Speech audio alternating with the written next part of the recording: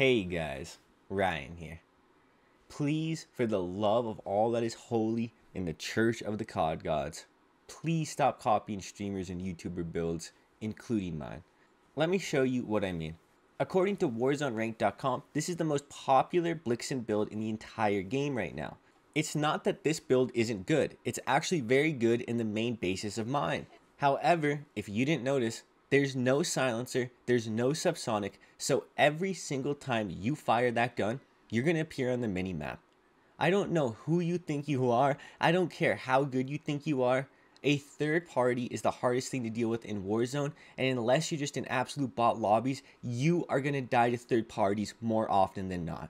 It is one thing if you're absolutely a top player and you're playing in a squad with a bunch of other extremely good players, but even then, with myself, I have a KD that puts me in the top 0.1% of Rebirth and the top 0.1% of the bigger Warzone maps.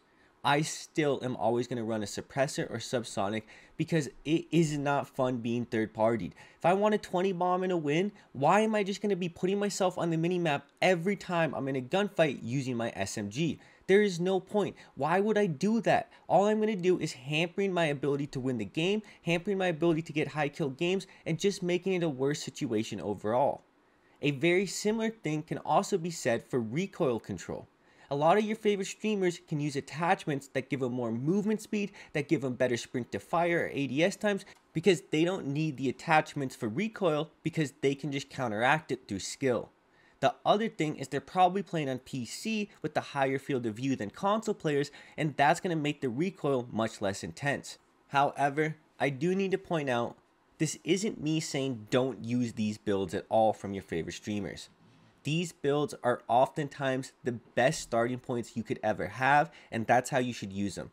They shouldn't be the end-all be-all, and you should be able to change them and tailor them to your playstyle and make them the best build for you.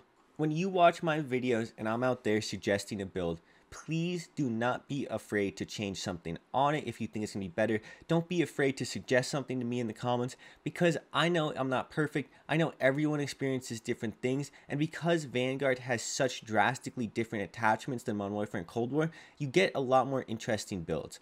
And that's why I'd really recommend to look up these builds, to use them from your favorite streamers, but use them more as a foundation rather than just a completely perfect build. Everyone's going to have slightly different needs for their own playstyle. Some people are going to like to zoom around the map. Some people are going to prefer to hipfire people. Some people want more ADS speed, lower recoil, whatever, yada yada. The list goes on and on.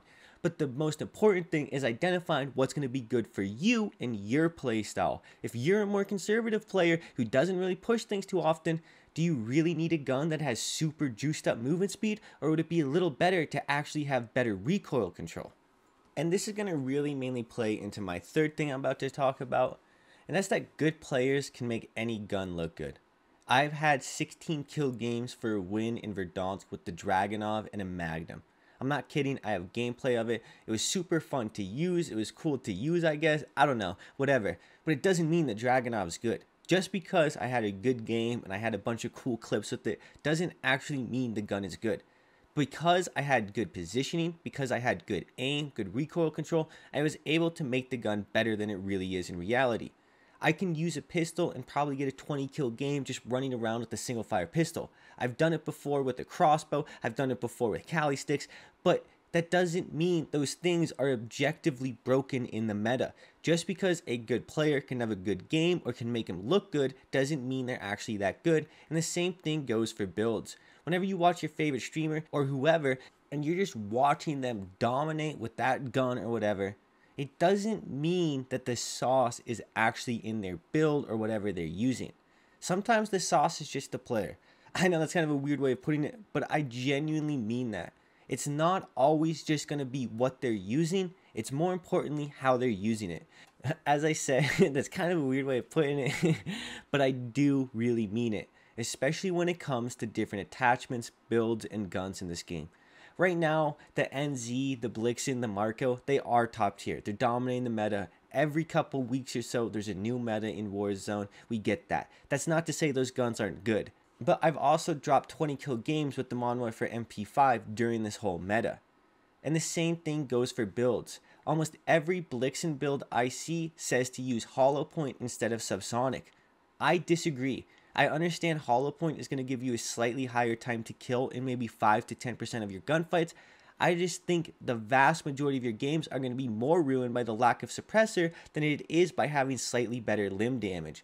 I don't really think the trade-off for just slightly better limb damage is worth appearing on the minimap every time you shoot the gun. That to me is not a good strategy, and I look at almost every single Blixen build and that's what they recommend. I'm not saying you have to use a suppressor. I really think you should use the recoil booster for the time to kill, but I don't think you should be substituting hollow point for subsonic and just leaving yourself exposed like that.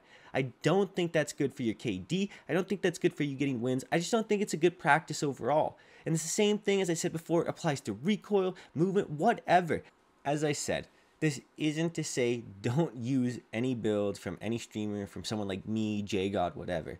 Just keep in mind if it's actually going to be good for you and if that's really what you should be doing. Just because we're good players, quote unquote, doesn't mean we're the end all be all on all of this. Anyways, guys, I hope you enjoyed this video. I hope you guys enjoy videos like this. It's been Ryan. I hope you have a good day.